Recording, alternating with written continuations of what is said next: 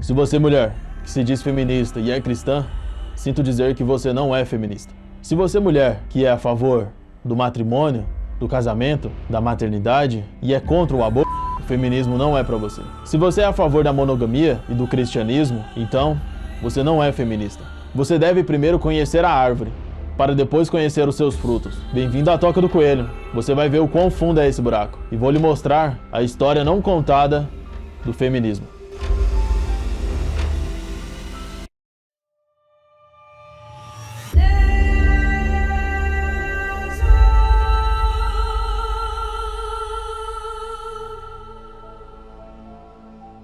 O feminismo se trata de uma militância que invade a sua vida privada e particular, que interfere na realidade à sua volta, na política e no poder judiciário, destruindo tudo aquilo que temos como bom senso, tudo aquilo que temos como padrão natural das coisas. O objetivo é paulatinamente desconstruir com cada pilar que temos na nossa sociedade. Notou que já faz um tempo onde homens e mulheres guerreiam um contra o outro? Essa é a guerra do século. O feminismo vem insuflando o conflito entre homens e mulheres para relativizar a instituição da família, fazendo profusão de divórcios e acabando com a família e o matrimônio. Não é engraçado você perceber que aonde quer que vá, vão ter mulheres falando mal de homens? Sempre vai ter aquela rodinha de amigas comentando que nenhum homem presta, que são todos machistas, heterocapitalistas, macho escroto, sexistas, misóginos, entre outros. Existe todo um discurso para falar mal dos homens. Bom, guerreiro, se você é homem, então já está na hora de saber o que é o feminismo, as suas raízes, o que ele representa e o porquê você não deve se envolver com nenhuma feminista. Então, vamos para a primeira onda do feminismo. Vamos supor que aqui se trata da parte cervical do feminismo, onde está começando a fazer a coluna vertebral, a respeito de todos os pensamentos, ideologia, o que de fato representa o feminismo. Foi aqui que ocorreu uma série de reivindicações de cunho liberal, modificações do direito e da ordem natural do Estado. Mas o que isso significa? Significa que durante toda a história, a ordem social, familiar e natural das coisas era muito simples. O homem foi impresso com um código genético e uma predisposição biológica, justamente para ser responsável por esse arranjo familiar. O Criador nos fez à sua imagem e à sua semelhança. E a diferença fundamental entre os sexos, o homem e a mulher, reflete uma relação fundamental de complementariedade.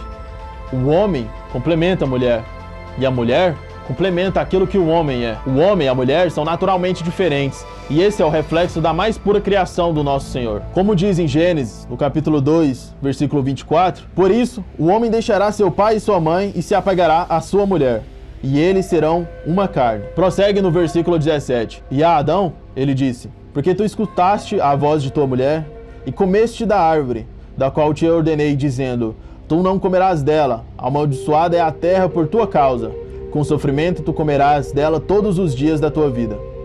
Espinhos e cardos também produzirá para ti, e comerás a erva do campo. No suor da tua face comerás o pão, até que retornes à terra, pois dela tu foste tirado. Pó tu és, e ao pó tu retornarás. Certo, mas o que eu quero dizer com tudo isso? Foste o homem responsável pelo labor, pelo trabalho, responsável pelo domínio fora do lar. Essas ações foram designadas para o homem e não para a mulher. O castigo do homem é o labor, é o trabalho. Não é um privilégio do homem trabalhar, é um castigo. Pois sem o suor de tua face, não comerás nenhum pão. Então, desde os tempos bíblicos, ou até mesmo na tese criacionista, o homem é responsável pela proteção de sua esposa e sua prole, de sua família, de prover e expandir o seu território. Coincidindo com os tempos atuais, onde a política, guerra, forças militares, servir ao país e o labor são consequências inevitáveis da questão de sobrevivência. E essa ordem social era fruto de uma negociação muito simples entre o homem e a mulher. Como antigamente só existiam trabalhos perigosos e braçais, era da competência do homem o fazê-los. Afinal, ele precisa colocar alimento em cima da mesa. Ou você pediria para sua esposa e suas filhas trabalharem em maquinários pesados, minas de carvão, madeira, ferroviárias, enquanto você fica em casa. Não é bem assim. Como eu já disse, a punição divina para o homem é o labor. E isso é uma ordem espontânea de voluntariedade para a sobrevivência da espécie. Então refute uma feminista quando ela vier com essa argumentação do tão odiado patriarcado. Pois essa é uma ordem natural e foi um acordo, uma conversação entre o homem e a mulher.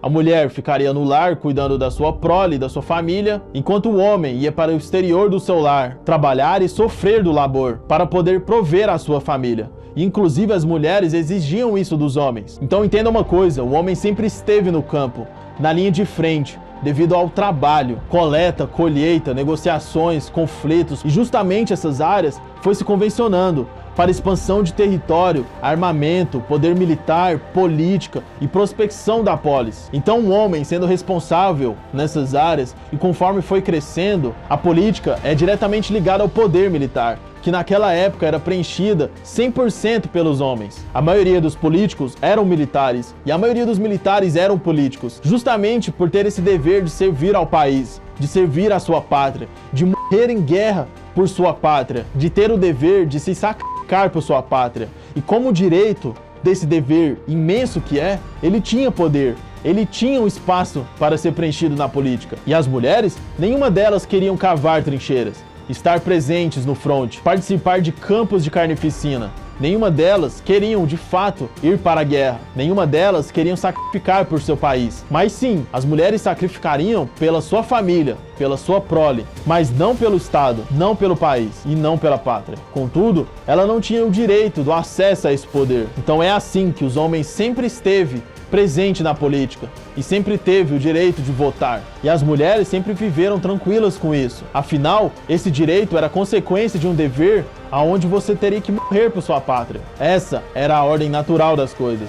Não existia essa imposição dos homens contra as mulheres, essa falácia de construção social opressora. Não passa de uma falácia dizer que os homens consideravam as mulheres inferiores e incapacitadas. Isso tudo não passa de um reducionismo marxista. Essa primeira onda liberal de reivindicações dos direitos das mulheres vem de acordo com a Mary Wollstonecraft. É um movimento sufragista buscando o direito da mulher à liberdade de votar e expressar sua opinião política, que inclusive aqui no Brasil foi uma passagem bem tranquila, onde a Celina Guimarães, a primeira mulher a votar, agradeceu a Deus e ao seu marido por incentivá-la a buscar o seu direito a votar e a manifestar. E o mais interessante da história, quando você vai estudando, é que no Reino Unido houve um movimento antissufragista. As mulheres não queriam ter o direito de votar, porque elas acreditavam que se tivessem o direito de votar, vinham as consequências disso, vinham os deveres, que é justamente participar da guerra, o dever de se sacrificar pela pátria,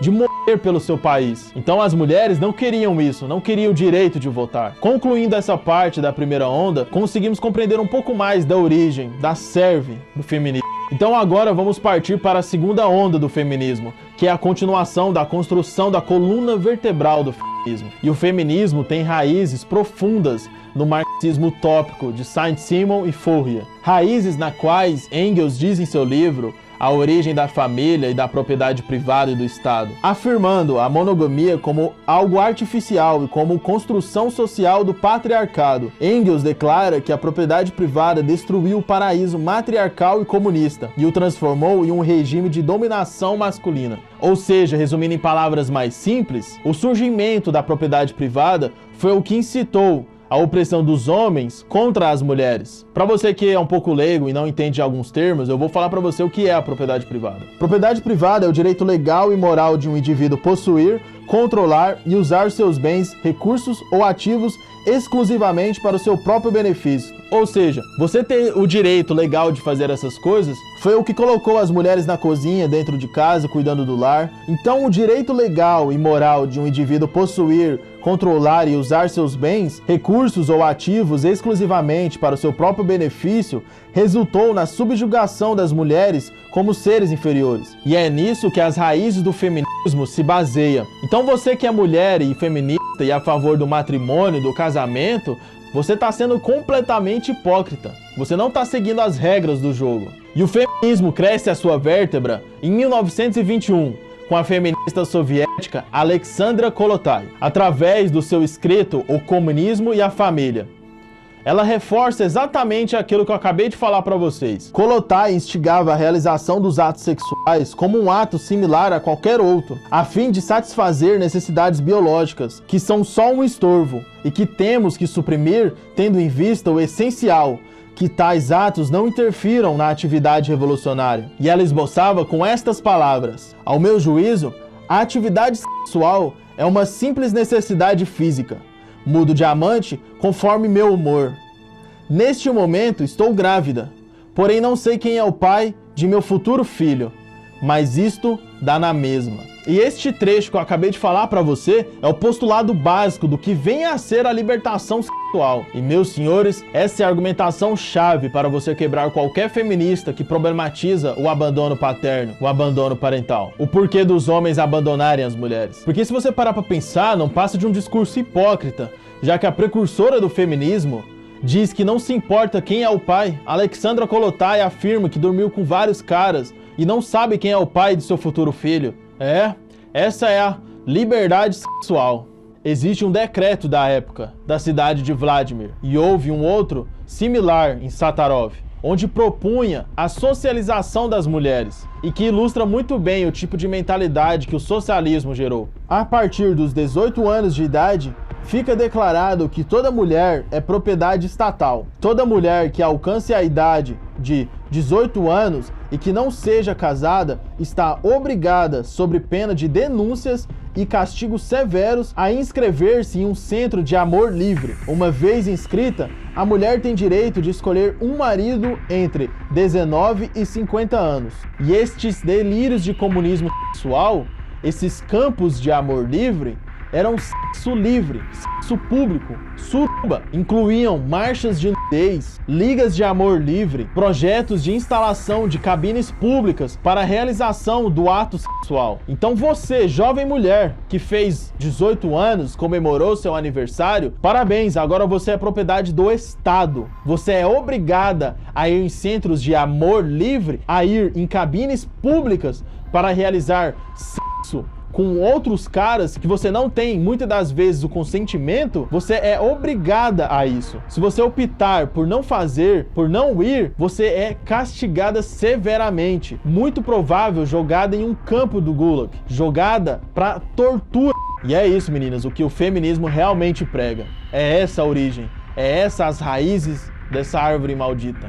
E é isso que as feministas vêm defendendo com unhas e dentes. Terceira onda do feminismo. Aqui cabe um vídeo específico para falar a respeito disso, porque essa é a fase atual do feminismo. Mas eu vou te dar uma breve introdução do que é a terceira onda do feminismo. Começando com Betty Friedan, que escreveu o livro A Mística da Feminilidade, onde ela condena os papéis femininos domésticos e de maternidade. Você não pode ser mãe se você for feminista. Você não pode ter filhos sendo feminista, e muito menos ir à academia, se cuidar, ir ao salão de beleza, fazer as unhas, o cabelo, a sobrancelha, comprar roupas boas. Você não pode fazer isso, porque você não vai estar sendo feminista de verdade.